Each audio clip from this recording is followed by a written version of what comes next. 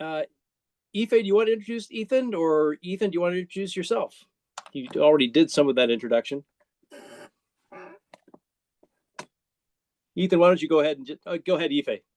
Yes.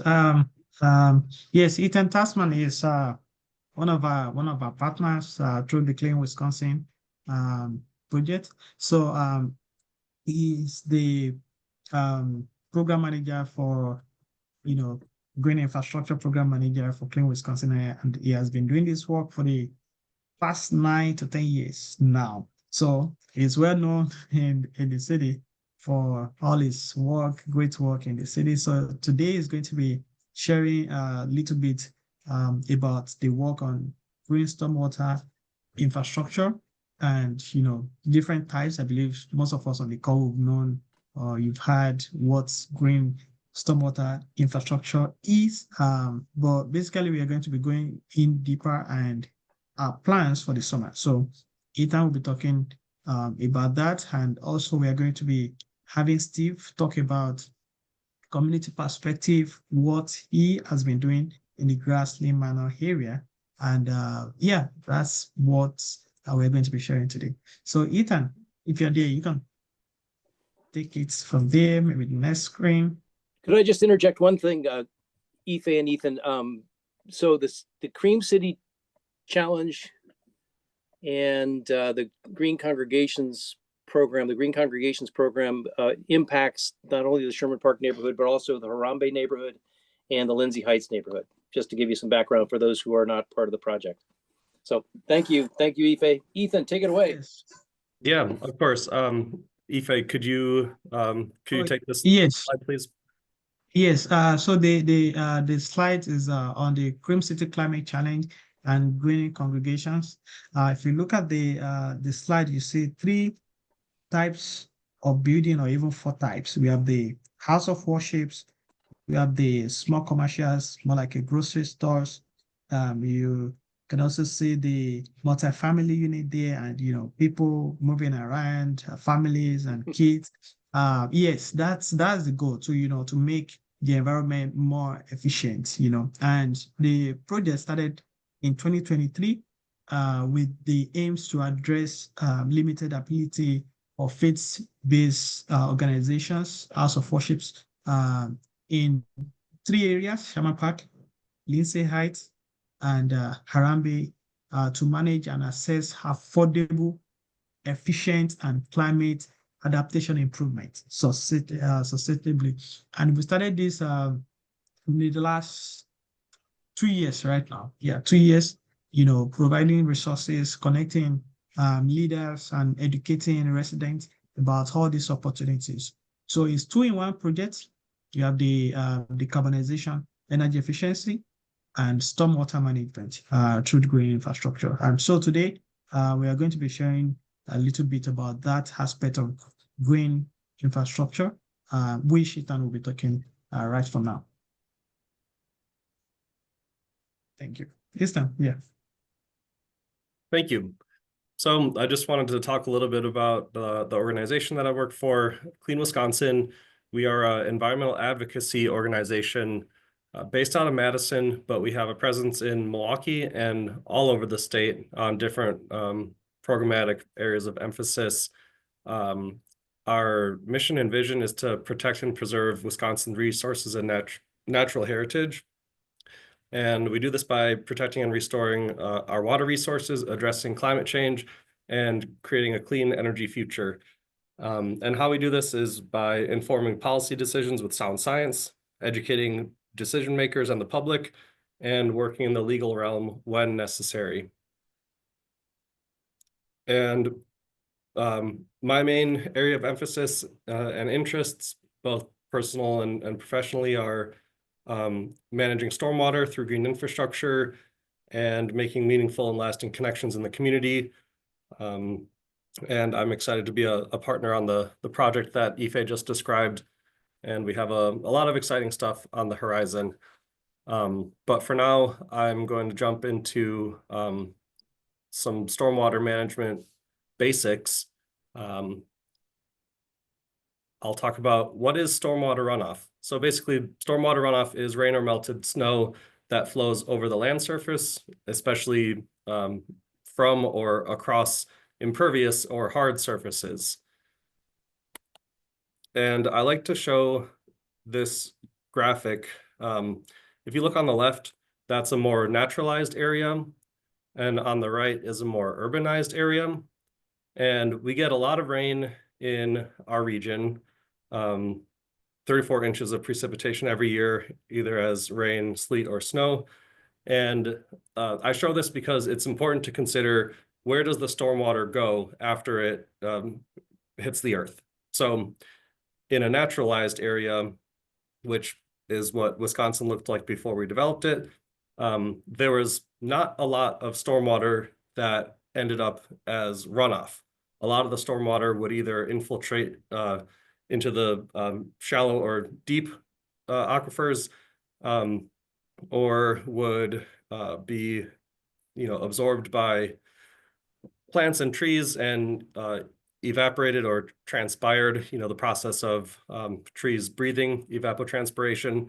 So it didn't leave for a lot of stormwater runoff to be generated in a naturalized area. But if you consider an urbanized area, like the city of Milwaukee, we have a lot of hard surfaces, the structures that we built up. So roads, driveways, homes, buildings, rooftops, all of those hard surfaces generate some amount of stormwater runoff. So it's important to consider what happened naturally to stormwater before we developed the area and what happens to it now. There's a lot more runoff generated by these hard surfaces than historically. So this is an example of what might happen to stormwater when it hits a property in Milwaukee. So it hits the yard, it goes and runs off into a storm drain, presumably, and then that storm drain ends up to our area waterways. That's just the way the storm sewer system is designed. You have to capture the water. We want to try and reduce flooding, but this is a conventional storm sewer design. And so it's important to consider all of that. This is what Milwaukee looked like historically. The green areas are historic wetlands, and the blue lines are the either modern day rivers or streams. If you notice the lakefront on the right side of the picture, and there's the Milwaukee River, the Menominee River, and the Kinnickinnick River around the harbor.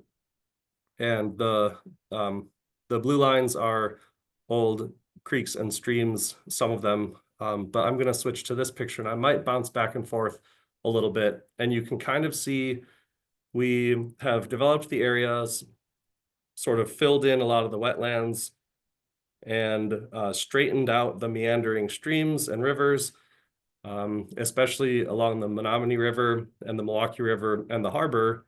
We really straight lined and changed the riverbanks to be more suitable for modern day life, I guess. And we've also filled in a lot of those wetlands, and water wants to go to the lowest point. And wetlands are kind of a unique ecological function. It's where a lot of surface to groundwater interaction happens. And so when you remove those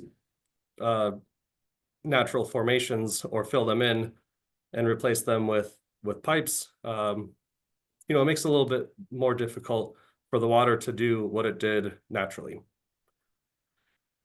So I wanted to cover that background because there are modern implications to stormwater. There's various challenges, general flooding, property damage, surface flooding, and the conveyance of trash and pollution to our area waterways.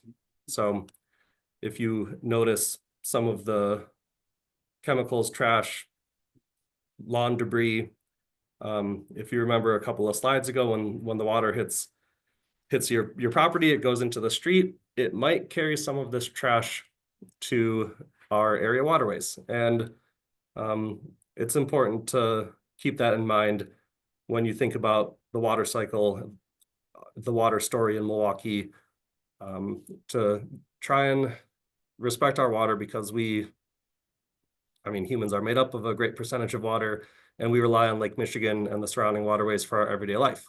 We interact with water every day. This is a photograph I took a couple of years ago.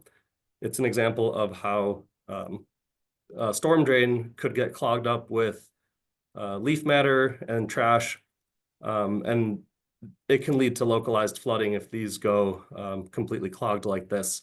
So just another local example of stormwater and why it's important to manage it. So with that being said, there are implications, but we can absolutely be part of the solution.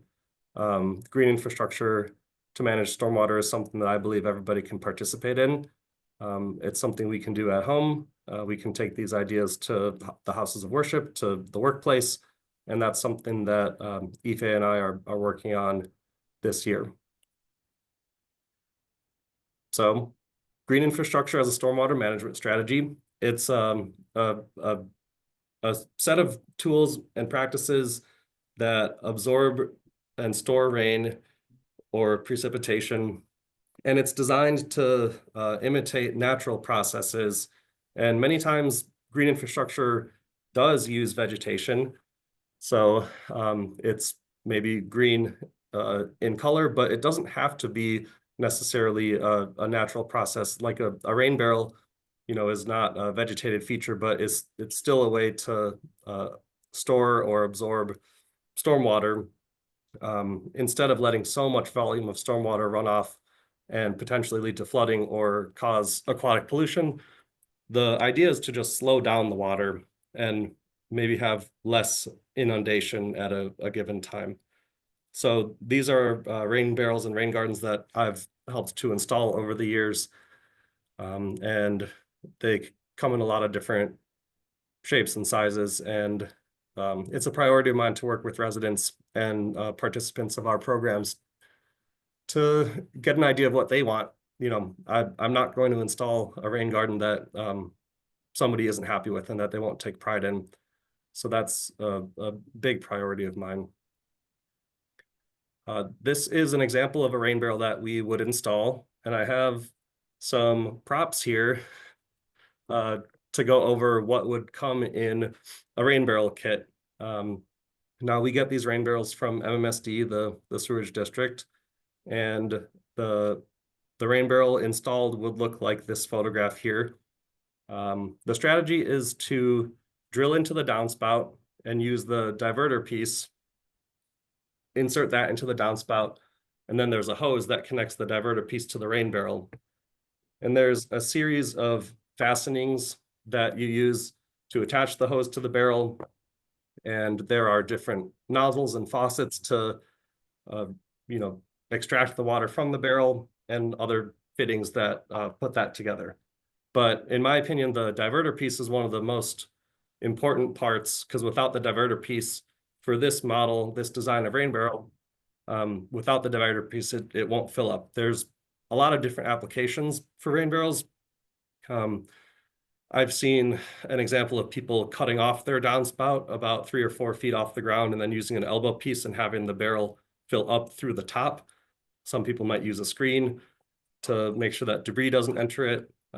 But this design is a little bit more streamlined, and I think it's a little bit easier, because then you're not dealing with, like 3 or 4 feet of downspout that's just hanging off there, especially during the winter time. It can be a little bit not as easy to deal with, let's just say that. And this is the winter cap. And so you remove the downspout from the diverter piece from the downspout and then replace it with the cap. And if you use your imagination, it's pretty flat. So it's just a little patch. And I think it works well.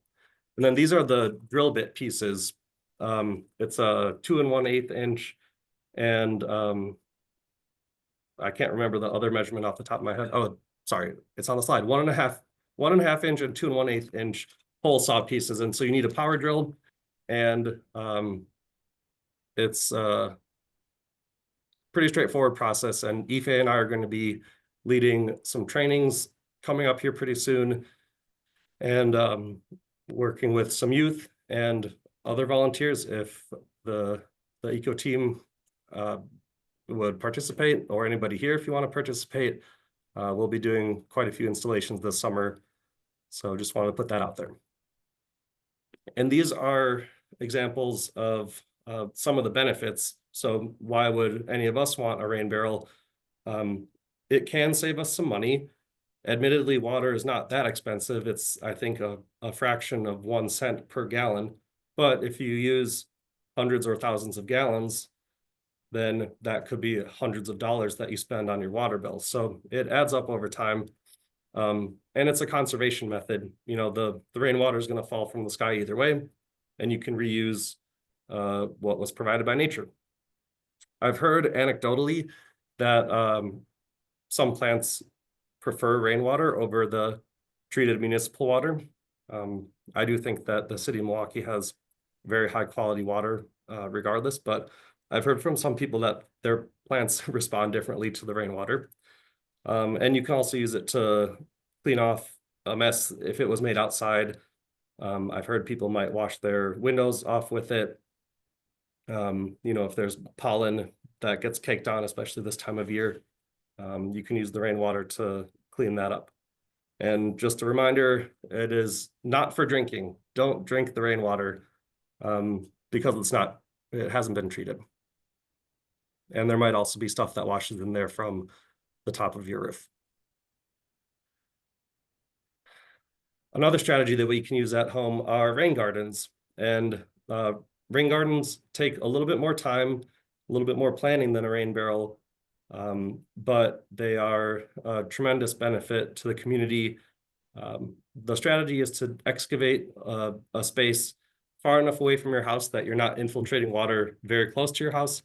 But you want it to complement the existing landscape. You want to use what space you have, and you have to be, you know, consider the slope, sun shade conditions.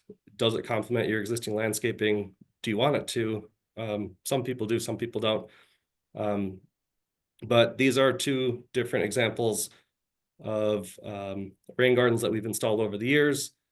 And so we excavate, we add in, we do a soil amendment, and we bring in what the technical term engineered soil. It's a mixture of sand, composted material, and just regular topsoil. And we mix that together. The sand helps with the infiltration, and the composted material helps to serve as a nutrient for the plants. And we redirect the downspout. Just like with the rain barrel, how you take the water from the downspout, we redirect the downspout to the rain garden, and you can calculate the size of the rain garden based off of the surface area of the roof. So the drainage area, you can identify how much water will exit the roof in a given rainstorm, and you can size the garden based on how much water would be created from the stormwater runoff leaving the roof through the downspout. And let's say, for example, you might not have a lot of surface area to install the garden. You can always dig a little bit deeper and kind of change it that way. So you can dig a deeper garden if you don't have as much surface area for it. And I like to include these two examples. The one on the left is a little bit more conventional. The one on the right was done. The resident owns half of the vacant lot where the rain garden was installed, and she wanted to be able to access her garage to get her lawnmower out. So we were pretty creative with how we modified the downspout, and we kind of made it go over the walkway and fixed it to the fence where she has some vegetables growing, and then had it exit and drain into the rain garden. So those are two popular ways that we manage stormwater at the residential level. And obviously, anywhere that there's a downspout and green space, you can install a rain garden within reason. And same with the rain barrel, you need less space to install a rain barrel, about 2 square feet next to a downspout. And I wanted to talk a little bit about some larger scale examples of green infrastructure. So these are bioswales, bioswales are basically a large rain garden, if you will. The strategy is very similar. You're still diverting water from a hard surface to a excavated area that is filled with plants. The photograph on the bottom is on Sherman Boulevard. Some of you might recognize this bioswale, and the signage on the right is in front of this bioswale. So this is a City of Milwaukee project, and the bioswale on top, I want to say, is on 27th Street, just north of Capitol. You can kind of see the details a little bit on the top bioswale. There's a curb cut. There are some stones. The stones help to reduce the flow intensity of the water that might come off of the street. If it's really raining very heavily, it might cause scouring. So the rocks help to kind of disperse that flow. And oftentimes the bioswales are a little bit more technologically engineered. Sometimes there's like a drainage system within the bioswale. If it gets too full of water, there's a pipe that the water can kind of go back into, sort of like if you imagine how on some sinks and bathtubs, there's a emergency overflow hole where if it gets full, it can enter that. And then many times it's the bioswales are linked up to the existing storm sewer infrastructure, but the plants really do a great job of absorbing a lot of water. And with the soil mixture, it does allow for a lot of infiltration that way. And I think there's a lot of benefits to these bioswales. I'll talk a little bit more about that later, but these are larger scale examples that are in the public and people interact with. And these are examples of permeable pavers. So on the left is an alleyway. It's a permeable alley. You can see the design of the alleyway is meant to pitch the water to the middle, and water will go in between the interlocking pavers. And there's usually different layers of substrate. So like different size rocks, crushed material beneath these to let the water absorb into. And if you look closely, you can kind of see there's like pebbles between the permeable pavers. And this is a alleyway along, I want to say, 30th Street and Roosevelt. It's by one of the retention basins over here that MMSD installed. And so it's a creative way to reuse a space that would traditionally just have asphalt and maybe a storm drain. This way, water that hits the alleyway can kind of funnel to the middle and then absorb into the ground. And again, oftentimes these do link up to the existing storm sewer infrastructure, but the whole point is to allow the whatever water that can infiltrate go into the ground that way. And then on the right is a similar application. It's actually it's along Brady Street. So if you're familiar with the Brady Street parking lot, I think there's like a Jimmy John's, Qdoba, and other shops and restaurants. I don't know the two streets that go north-south, but it's behind that kind of shopping center area along Brady Street, if you were curious and wanted to check it out. But you can see there are permeable interlocking pavers. They don't look like the bricks in the alleyway. They kind of interlock. They have a distinct shape, but it's a similar design. There's pavement around it that is kind of sloped to the middle and allows the water to infiltrate. And I actually caught this photograph a couple of years ago during a rainstorm. And if you notice, there's not very much ponding water in the middle section where the interlocking pavers are, but you can see the reflective asphalt on either side of it. And it's a good example of how stormwater runoff hits hard surfaces and runs off. But if you use green infrastructure like this, for example, it can allow for that infiltration. So I just wanted to bring up, there are ways that we can manage stormwater at home, and there's also ways that larger institutions and municipalities manage stormwater at a larger scale, but they are sort of analogous. You know, a bioswale is just a very large rain garden, and everyone can participate in whatever capacity they can. So some benefits of green infrastructure. Obviously, we want to try and reduce the impacts of stormwater runoff, whether it's property damage caused by flooding or basement backups, especially in the combined sewer area. That's a little bit more of a complicated topic. I probably won't get into the combined sewer too much in this presentation, but there's implications of that green infrastructure can try to resolve. It's a conservation method, like I said, reusing rainwater to water your plants or do other things that you use the hose for outside. And there is potential monetary benefits, cost savings, things like that. And so, you know, there's also the environmental impacts. If you can reduce the amount of stormwater runoff that's carrying pollution to our waterways, that's really helpful for Lake Michigan and the major rivers and creeks and streams in Milwaukee.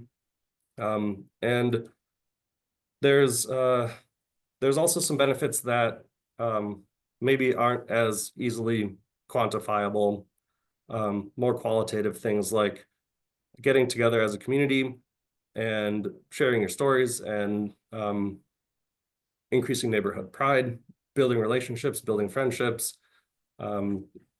There's a lot of positivity around green infrastructure that aren't necessarily felt in the number of gallons that are captured per se. And then something else that I'm interested in exploring are the potential air quality benefits. So if you add green space, you know, plants are nature's way of breathing. Plants can help sequester carbon. They produce oxygen. So there are potential air quality benefits to green infrastructure when you're enhancing green space. And of course, they add pollinator habitat, charismatic creatures, butterflies. I know not everybody's the biggest fan of bees, but bees are really important for pollinating, you know, keeping our food in check. So there's a lot of different benefits to green infrastructure. And I think coming up here, we'd like to hear from one of our friends. Hey, thank you, Ethan. Any questions so far? I have a question about, Ethan, what did you mean if you don't have a lot of space for the rain garden, you could dig deeper, like in front of it in your lawn? What does that mean, to dig deeper? Well, I guess on average, with the way that I size my rain gardens, I dig down about 6 or 8 inches. And, you know, if you take a volume calculation, you can calculate how much water leaves your roof. And then you need to say, okay, the rain garden should be about this much volume. So length times width times height. So if you change the equation in a way and you shorten the length and the width, but you increase the height of the garden, you can capture a similar amount. You know, if you dig deeper, then you're changing the height, you can shrink down the length and the width to achieve a similar volume capture. Okay, I see. So yeah, if you think about like a rectangle, and yeah, you have longer sides and a shallower height. If you increase the height, you can make the sides shorter. So it could be a way to maybe squeeze in a rain garden in a spot where you don't have a ton of room. Yeah. But there's some factors that go, like, you don't want to infiltrate water too close to your home. Maybe we can talk about that separately, but that's all I meant by digging deeper. You could send the same amount of water into it if it's deeper and maybe a little bit shorter. I see, I get it. Then just one follow-up question. I noticed the two backyard gardens had kind of a stone edging or a barrier or bricks or something. Is that something you depend on the homeowner to purchase? Typically, yes.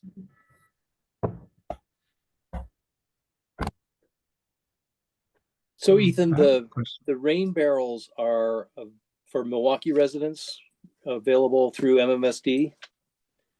Yeah, I guess our programmatic area, we mostly work on Milwaukee's north side. Mhm. Our boundaries are roughly I-43 to 60th Street and Silver Spring on the north and I-94 on the south. So it's a large area of Milwaukee's north side, kind of with the 30th Street corridor going down the middle of it. And through our partnership with SPCA and the work that we're doing, we are focusing a lot in Harambe and Sherman Park and Lindsay Heights, but yeah, mostly on Milwaukee's north side. Okay. So not all of Milwaukee. So if a neighborhood group like Grassland Manor or Tri-Block or one of the neighborhood groups within Sherman Park, would you be available to come and talk to a group about installations?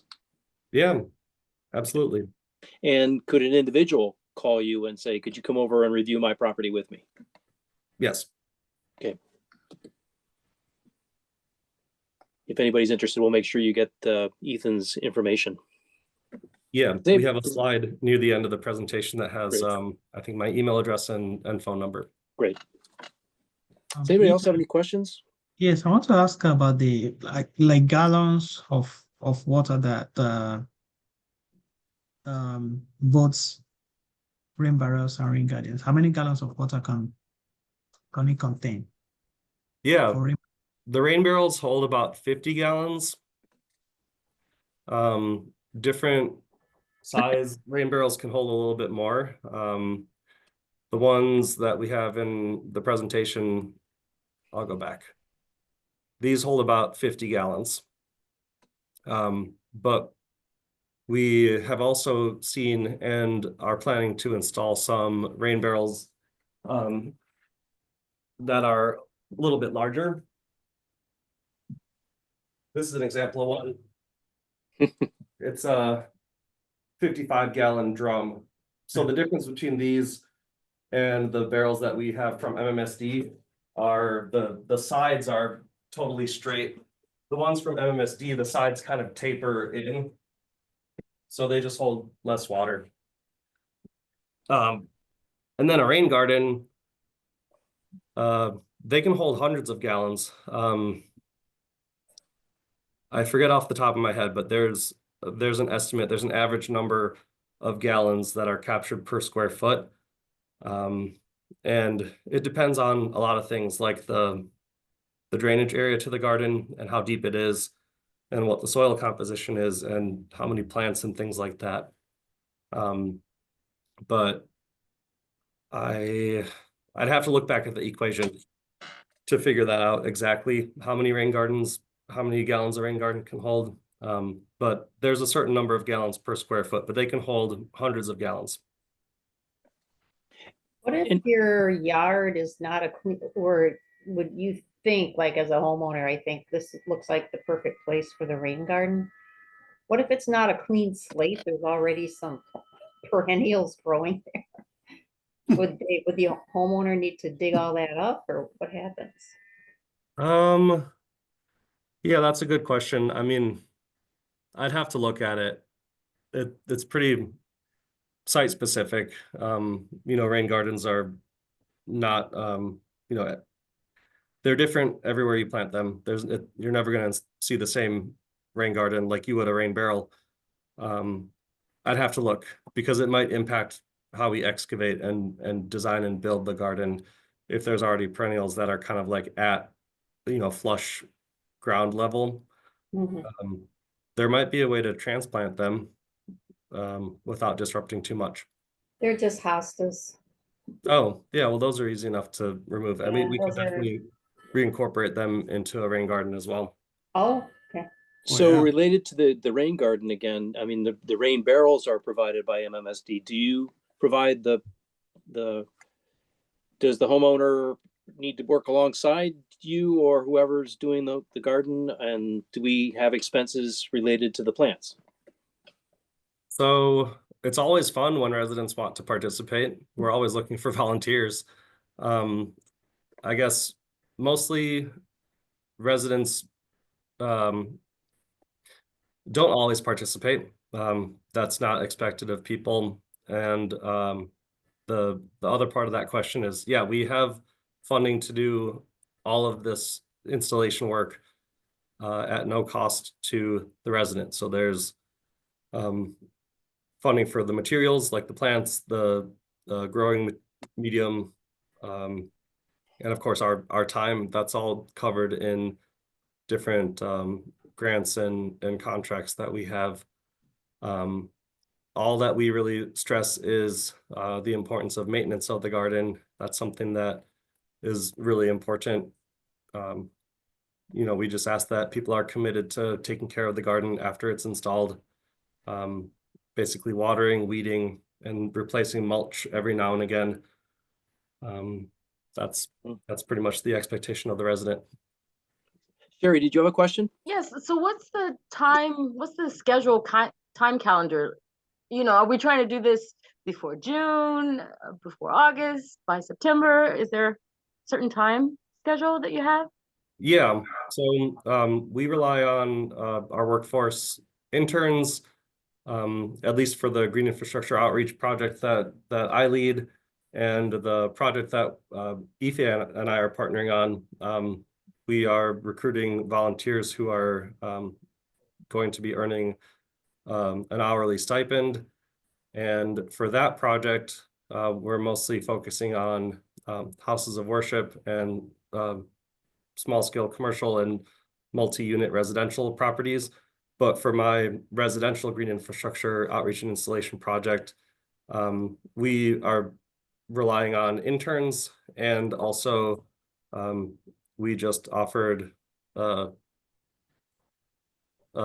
candidate accepted an offer that they'll be starting up in a couple of weeks here. So the timeline is like June, July, August, September, and maybe into October if weather permitting. But it's pretty much the entirety of the growing season here in Milwaukee. So short couple of months, and we'll be staying busy. I guess another small detail is these native plants need about 2 or so weeks to get established. So I've installed rain gardens in October and come back to them in following years, and they have survived the winter. So we could theoretically work into October on, a couple weeks before it starts to really get colder. Yeah, so that's great. There's quite a few months that they can be installed. It's not a short time frame and immediate. Thank you. That's great. Good question.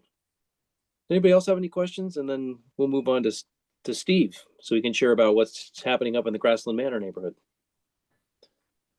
Go ahead, Steve. All righty, already. Welcome, everybody.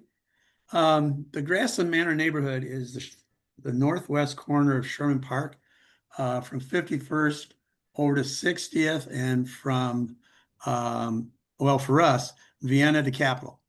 So that square area is what we've been focusing our efforts on. A number of years ago, probably 10 years ago, we've written a number of grants. We put in 85 rain barrels. We have big rain barrel painting weekends and things of that nature. And at that time, believe it or not, MMSD, it was all free. They trucked all those rain barrels out here. We put them in a garage or two, and then we would paint, et cetera, on the weekends, and people could design them and everything. That was a huge impetus for us for our first engagement. The realization that we needed to get the water out of the sewers in our neighborhood. If the water was in the sewers were backing up into our basements. And so we had a lot of issues along that line. The second thing we did was working with Will, oh, doggone, drawing a blank, Will. We put in about 20 gardens, raised gardens, and again, another grant.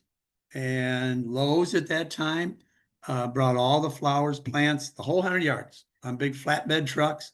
And the neighbors could go and take the plants they wanted and get them planted and things of that nature. And so those gardens became a way for people not just to manage the water, but to begin to produce fruit, food, the whole 100 yards.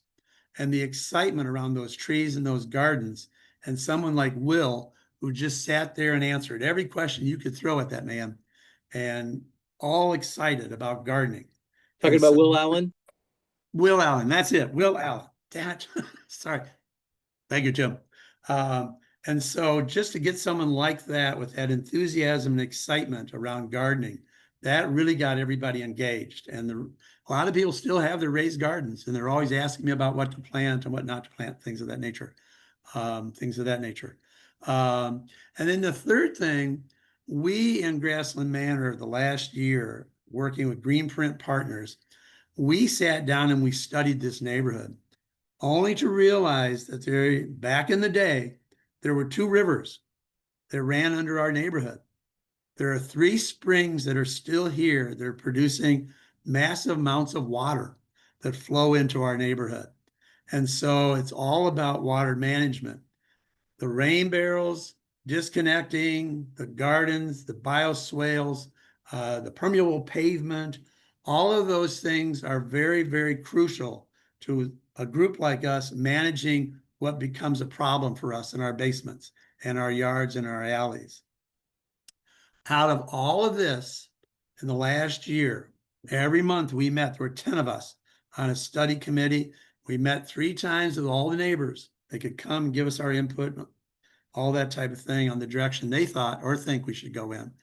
Out of that has come a resolution for MMSD and DPW and Greenprint to continue to work with us for the next 2 years and to come up with a game plan as to how to manage the water in our neighborhood. 3 things have to be done. Disconnecting. We have to get that water out in the green space. We cannot keep sending it down the sewers.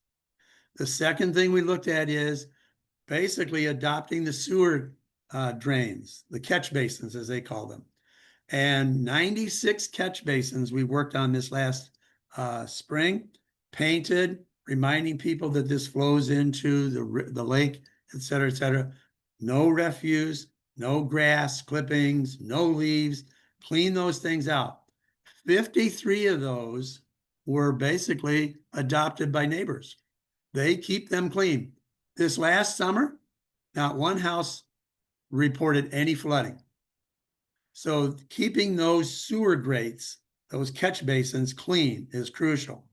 But what we did find out with all the aerial inspection, as they call it, at the city, there are a number of our alleys that do not have proper sewer catch basins.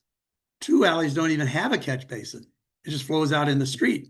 And all the neighbors getting flooded all the time. And then, of course, those guys sitting downtown looking from above, they're like, Steve, there aren't any catch basins in those alleys. Excuse me, we've been at this for 15 years trying to tell you folks this. So they have come to realize that we do have some issues. And then the third thing is the gardens. And I've done 3 of these webinars on gardening.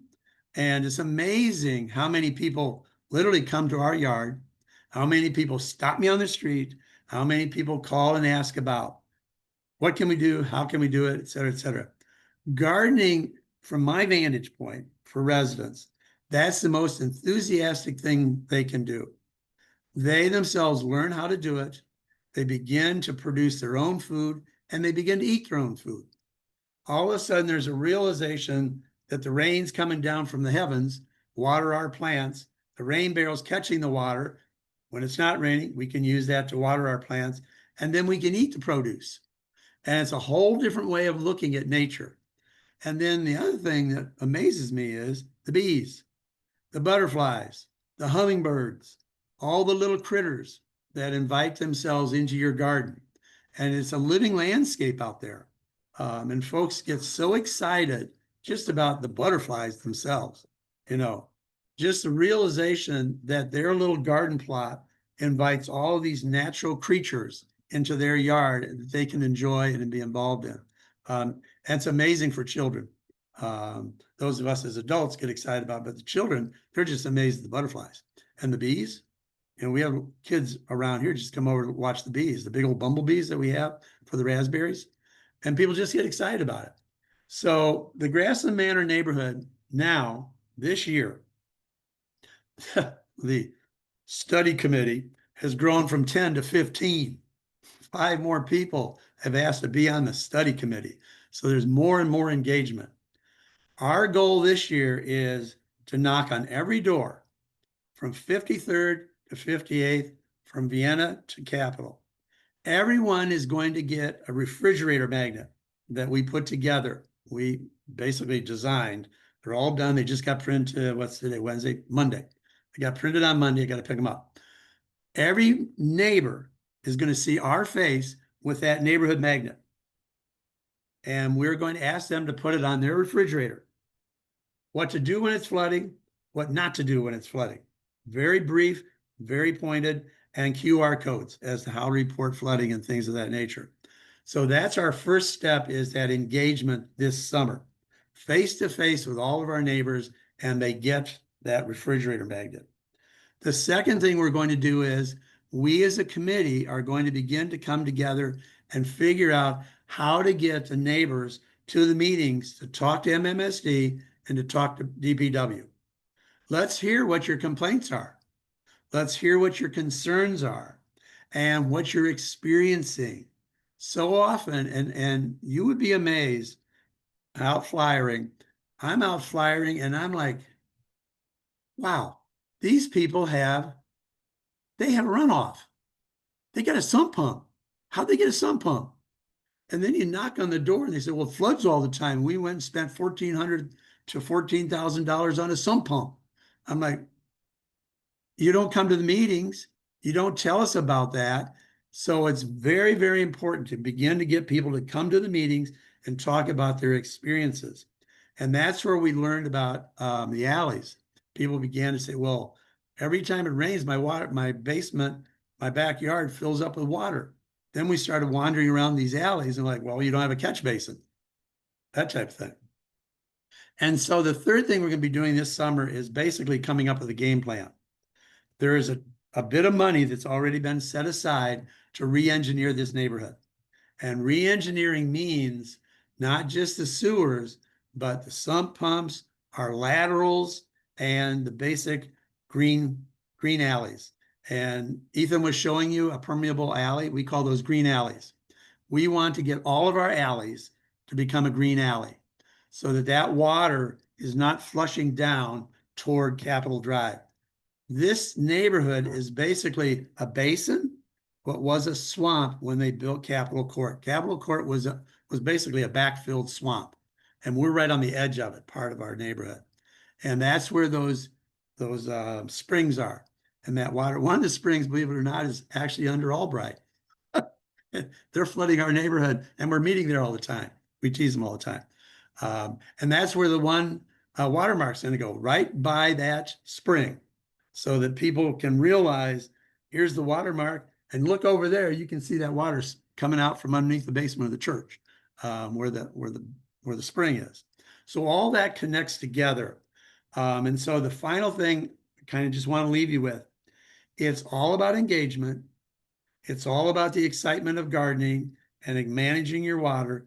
And we have 5 rain barrels. And that's how we manage the water in our backyard.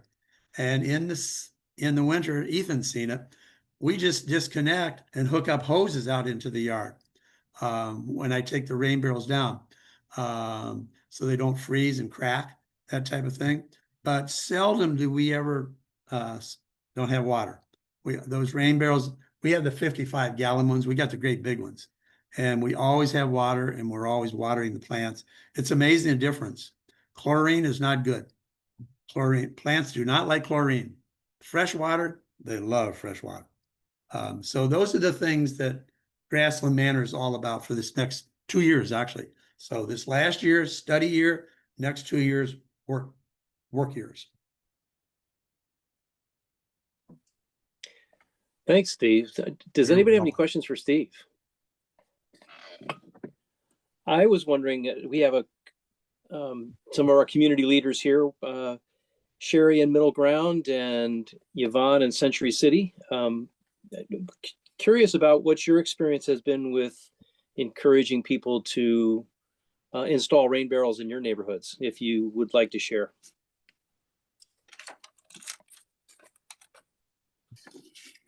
I haven't. So maybe Sherry Fuqua that has. I haven't. I've been trying to get a rain barrel myself, so I have not yet really talked to any of my neighbors about it.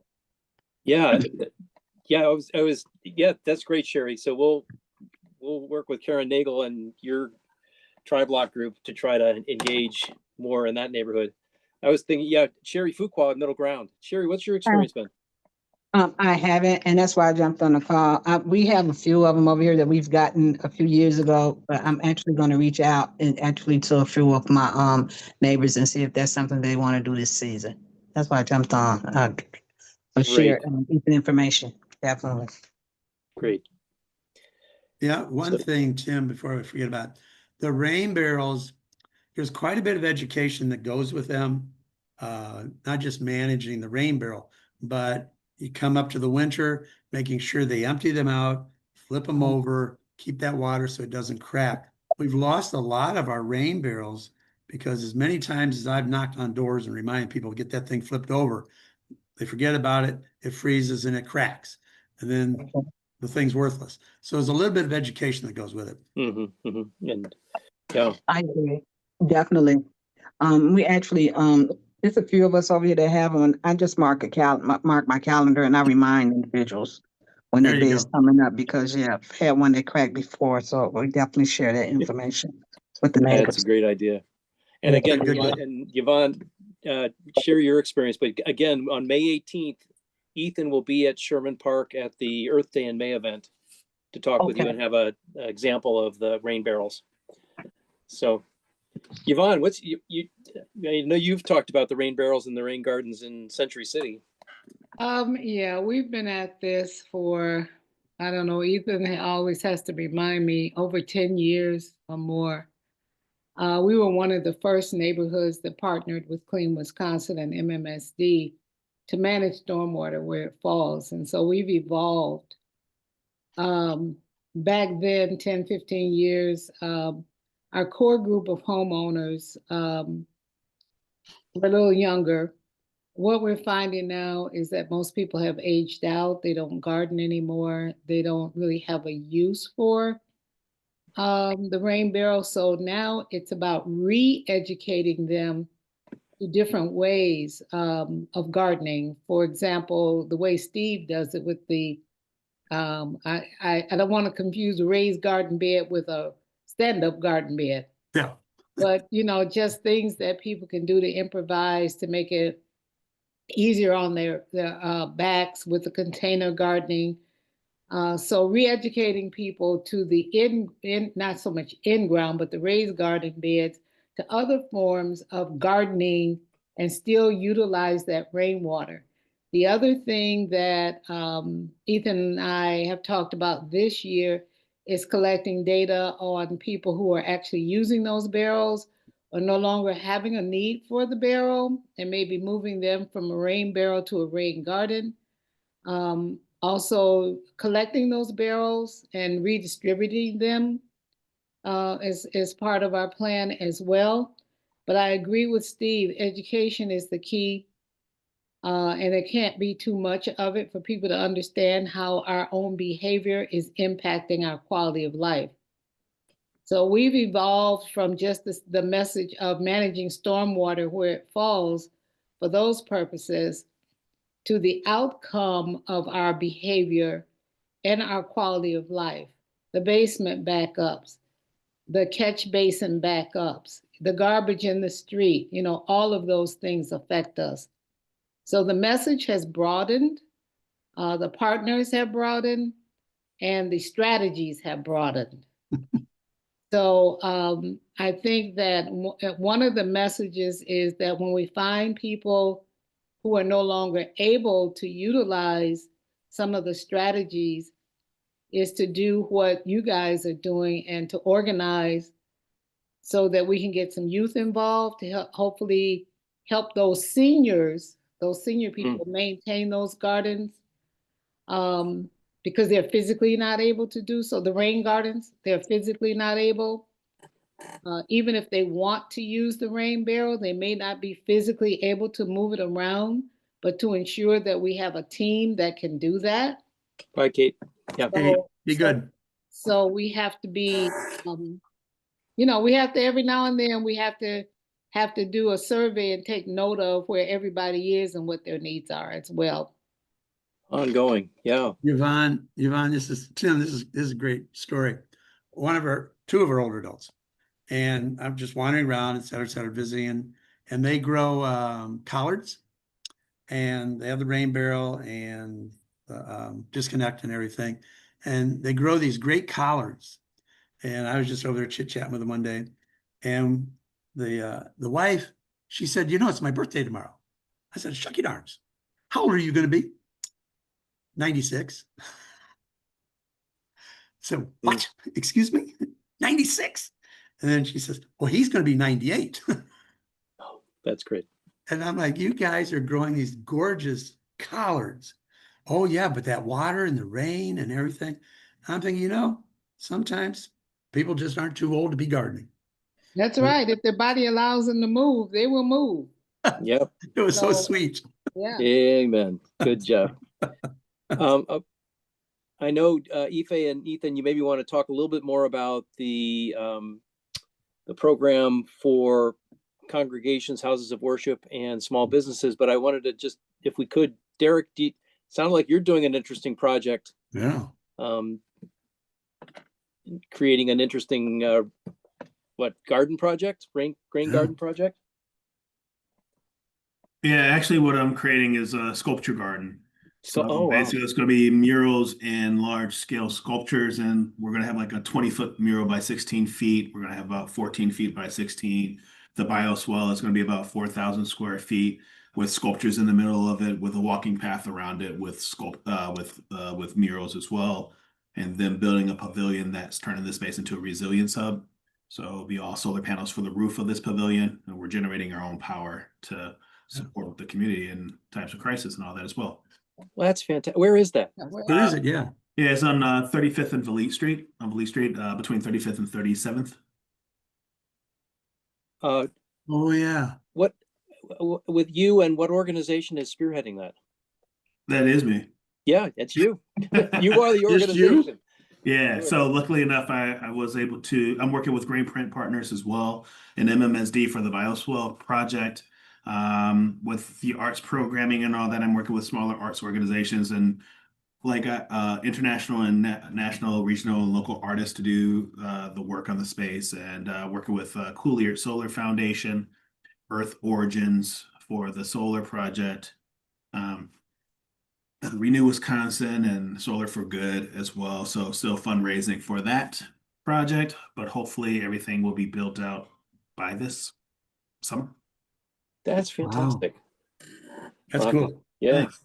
Congratulations. That's really ambitious and a wonderful project. Yeah. Look forward to seeing it evolve. Yeah. Derek, I'd like to share one other thing with you at some time. I won't take up this time, but I don't know, are you partnering with MKE Fresh Air Collective at all? Yes, ma'am. I just had a meeting with Langston and Danica just the other day. Well, there you go. You know the good news about the paint. Yes, ma'am. That, and then also looking at doing some air quality sensors on the space as well to monitor air quality and how our technologies are impacting the community in that way as well. We hope to have our mural installed at Melvina Park by the end of June. So I'll ask Tim or Steve to put it out so anybody who wants to see it can come and see it. We're really Yeah. excited about that partnership. Yeah, it's a great partnership with True School and all that as well. Yeah. Yeah, it's gonna be really awesome. Congratulations on that. Thanks. Wow. Yeah, That's good great. news. Sherry. Yeah, so Yes, this brings, question. Oh, wait, Oh. I'm sorry, Sherry. Let's do Sherry Scott and then we'll come back to Sherry Fuqua. All right. I just have a question. So that brings to mind this watermark idea. Is that something else that's going on? Does anybody know about that? Ife? Yes. So go ahead. Who? So is that different? Or Yvonne, you can go because you Is actually it, have one. Ours isn't up. let me understand the question. Is it different from what? The from fresh air? what's going on now with this and what was just being discussed? Is that connected at all with any of this? No, you mean the Fresh Air Collective? Are you, I just want to understand her question. I think around watermark. Is that- Watermark. Well, Yeah. I understand the watermarks, but she said, is it different from, and want to understand the different from what? The Fresh What Air was- Collective?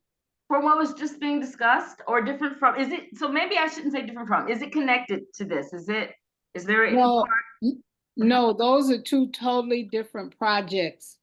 The Watermarker project is citywide, and there are about 15 of them being planned. And so I'll let the facilitators explain what they do. The Fresh Air Collective, they put out air monitors that monitor the air quality in neighborhoods. And there are a lot of them. I mean, I think, does anybody have the information on the link that they can put into the chat? Or For the Fresh Air map? Collective? Yes, for the map of the fresh air monitors. I don't know, but we need So to look. they are two separate projects. Well, and Steve did, yeah, thanks. And we'll look into Fresh Air Collective a little bit more closely. I'm not really familiar with the program, but Steve did mention the watermark that's going to be hopefully installed at Albright United Methodist, Sherry. So that I'll send out a link to the watermark page. It's associated with the University of Wisconsin-Milwaukee. Right. And there is some question about the funding for it, unfortunately. Tim, don't forget Saturday And yeah, to celebrate the Steve, you want watermark. to tell, I think I Yeah. shared that in Sharing, all of you actually. Saturday, we're going to celebrate the watermarks with a bus tour. And you can go to the different watermarks and listen to the presentations. At Albright, we're going to have Congolese choir singing about Africa, the drought, the rainy season, the stories around the water and that type of thing, how it affects them. They're all immigrants, they're brand new to this country, just sharing what they've learned. And that's where the one watermark is going to go, hopefully. And that particular celebration will be at what, two times? 2 times, 11 and 12:15. Yeah. So about a 45-minute presentation. I think I sent out, I'll send out that link again to Yeah. the, Sherry, you had something you wanted to add. Yes, it actually was to Miss Yvonne regarding the the Fresh Air Collective. I wanted to, more information about it as well. I think you mentioned, Miss Yvonne, that something about some paint with that as well. Can you elaborate on that? Okay, so Ife just put the link in the chat, so that's number one. Number two, Fresh Air Collective has been installing these air monitors in neighborhoods all over the city. And they're just, it's a box with a little thingy on it. However, someone developed this paint that actually captures the impurities in the air. And this is new, but they did get funding to start using the paint on murals. Then they attached the monitor to the mural. So as someone said, can't remember what it was. True Schools interns will be painting the murals. They will be creating the murals with this paint on it, and Ethan, chime in if I'm missing something, because this is some technology I definitely was not familiar with, but we're now going through the planning process of community engagement. You know, what do we want to see on the mural? So it's a full community engagement project as well. Mm. And it will be installed in Melvina Park. So we have a water marker. So that addresses, you know, the water, and we have bioswales. We have the fresh air collective air sensor. So that's air. And we're partnering with MMSD and Clean Wisconsin on our green infrastructure. So we have air, land, and water addressed within that park. And we are an emerging eco neighborhood. Yes. Yes, you are. Where's Milvina Park? Where is it located? 29th and Melvina. It's across the street from the Century City Business Park, the old A.O. Smith property. Yes. Okay. Yeah. That's nice. I'm right through there. Okay. Yeah. Yeah. We've been under redevelopment and construction for a little bit, for a little while, but we went from like a half acre to 4 acres. Wow. Yeah, so we're really proud of what it's going to be by the end of this year. Yeah, good.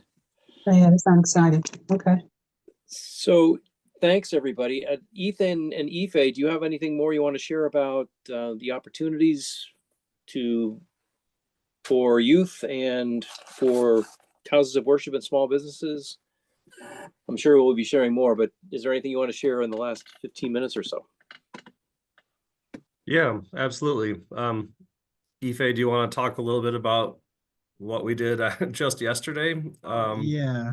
And how that relates to the plans for this summer and yeah, what we hope to accomplish.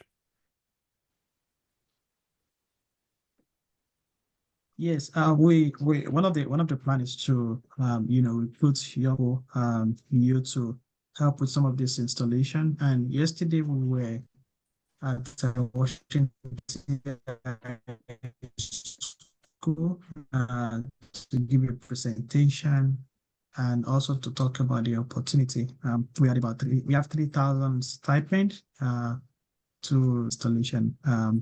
We had 12 students who attended the presentation and 4 teachers who also attended, and they showed great interest in the work for the summer. They asked great questions as well. So we have at least 9 different resources, rain barriers and rain gardens for small commercial, multifamily, and house of worship. So if you know any of the 3 types of building, please feel free to connect them with me or Ethan, or even with Pastor Tim. So that's the opportunity we have. And again, if you want to volunteer, you know someone who wants to volunteer, feel free to reach out to us as well. Thank you. So your voice went out a little bit for me when you were talking about where you were, and it was Washington High School, right? Yes. Yep. Yes, that's correct. Great. And I know we've been in touch, Steve, about doing a rain garden installation at your congregation, and maybe also exploring the possibility of purchasing larger rainwater harvesting receptacles like I think they're like 250-gallon totes. They're the large translucent plastic bins. Usually you might see them in a more industrial or agriculture setting. But also one of our community partners, Solomon, over on, I think, MLK and Concordia, they have a number of totes. If anybody was curious to see what that looks like attached to a conventional downspout. So those are some exciting opportunities on the horizon. We're also going to be facilitating a workshop there at the end of the month, a rain barrel workshop over at the Solomon Community Temple in Harambe. And yeah, to reiterate what Ife mentioned, if there are any community partners here who might know of somebody who would be interested in receiving a rain barrel or a rain garden specifically at a small scale commercial or multi-unit residential property, we'd be happy to facilitate that. And if anybody wants to volunteer with us, we do have stipends to pay volunteers. So our goal is to install a total of 18 different green infrastructure practices, 9 and 9 barrels and gardens, or similar alternatives like the totes. And I'm just thinking. Yeah. Oh, I also put in a couple of links. The watermarks. I know there was a question about that. There's an advertisement to the event coming up this Saturday. And then I also found in an email the type of paint that was going to be used on the mural. So if anybody's interested, they could check out the links in the chat. Thanks for all. And I think it might be interesting, especially to this small group, but group that people that are working actively in the community. Aoife and Ethan, if you could talk about just briefly the two houses of worship that you're going to be doing major projects with. Yeah, we have large scale and small scale green infrastructure. So for large scale, so far we've recruited only one house of worship. So that is Embassy Church in Sherman Park area, and they are we are working with Greenprint to do that large scale. So Greenprint will only be doing the design of the project. So if we have funding, or if Greenprint are able to secure funding, then we can go to a major installation. But for now, it's just to design one large scale, and I think they are interested in maybe permeable pavement. I think one of the large scale that they are interested in. The other congregations that we are looking at is the can't remember the second congregations. But yeah, it's I think it's one of these. Maranatha.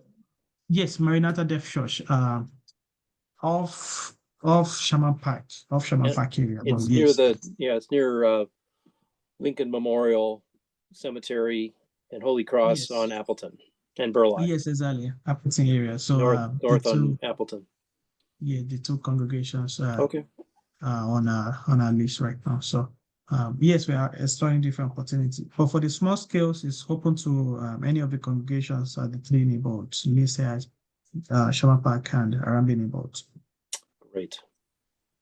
Anne, are you unmuted? Did you want to ask a question or I just wanted to say something about if you get a large tote that's translucent, you need to paint it with some opaque color so that the sun doesn't grow bacteria in it. That's what we had to do at our community garden.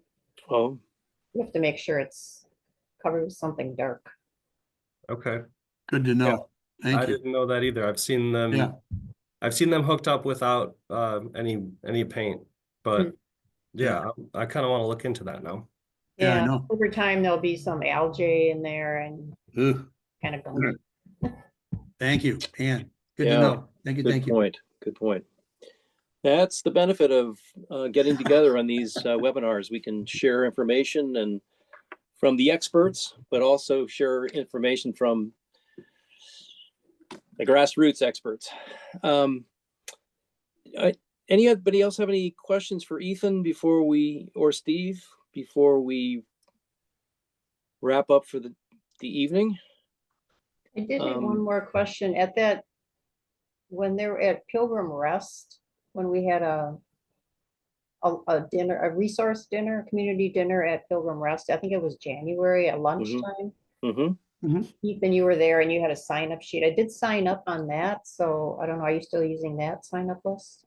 Yes. Okay. And that's a good consideration. I do have that, and thanks for your patience. We'll be that's no problem. I just didn't know if I out. should sign up all over again or No, you don't have to sign up all over again if you want to.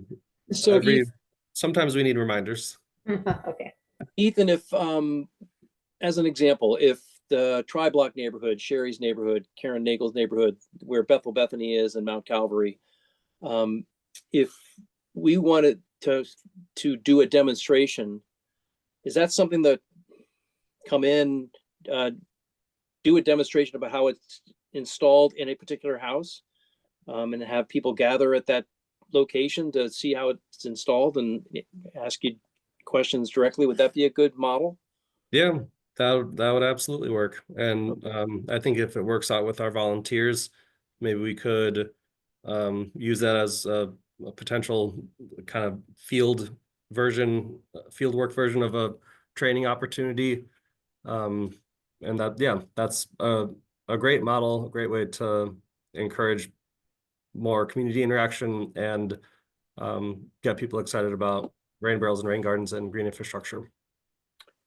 Sure, that might be a way to get your rain barrel installed and then invite some of our neighbors over around the church in the Tri-Block neighborhood to come and experience it. I think Sounds good to Tim, me. Okay, Tim, good. Yeah, Steve, thanks, Jerry. the good thing was the hands-on ones. The couple that we've had, it's amazing how many people show up and the questions, the interaction, Yeah, for the actually, and people just kind of firing up as we're talking and interacting. I think that's the key, if we could do more of that too. yeah. Yeah. Maybe if you can even record it too. Might be Yeah, a yeah. nice yeah. Yeah, good. Okay, great. Well, this is the first webinar you're doing related to this project. I mean, I know you've done multiple webinars, Ethan, and thank you for all your good work over the years and your continued work. It's we celebrate that. And Ife, it's great that you're working and in tandem. Sounds like it was a good day at good day at Washington Park, because we really want to encourage people to look toward work in green infrastructure world and green jobs for the future. So getting people inspired to do that is great. Ife, just one last piece. Is it possible for you to pull up the flyer for Earth Day in May? I'm asking you to do this on short notice, but I do not have access to it because Okay. this is my personal laptop. Yeah. so for those, keep your eye on the Sherman Park News that comes out at the end of the week, and there will be information about Earth Day in May, which is 12 to 3 on May 18th at Sherman Park. And it's also the Sherman Park Community Association flower sale and plant sale. And Ethan will be there in a number of organizations, including Sherman Park ECO, with information about how you can green your homes and your yards, and with a lot of resources to share, including actual resources to take home. So hope you can join us for that. I think it's Tim. It's noon to 4. What did I say? Oh, noon to 4. Yeah, I've been saying noon all to of a sudden 3. I noticed that yesterday. Thought, shucks, it's 4. Okay. You think I know that? Okay, noon to 4. All right, and then Ife, you'll make this the link to this webinar available sometime in Yeah. the not too distant future, and we can share it with other people so they can get the Yes. information. Thank you all for all your good work and for being here tonight to learn more. And we keep working together to green Sherman Park and beyond. So, You. Ife, did you have Thanks, anything? Tim. Any last comments, or Ethan? Well, I wanted to thank everyone for joining the call. It's really nice to see new faces. So I appreciate every one of you. Yeah, I wanted to say the same. Thanks, Tim, for your kind words, acknowledgements. The work that I do wouldn't be possible without a strong community reception. So thanks to all my friends and partners here for your support. And yeah, I appreciate the opportunity. All I right. appreciate you. Thank you. Let's all care for creation in our neighborhood and our neighbors together. As we say in my game, God be with you until we meet again. And you as well. And you Have a as great one, well. guys. Thank you.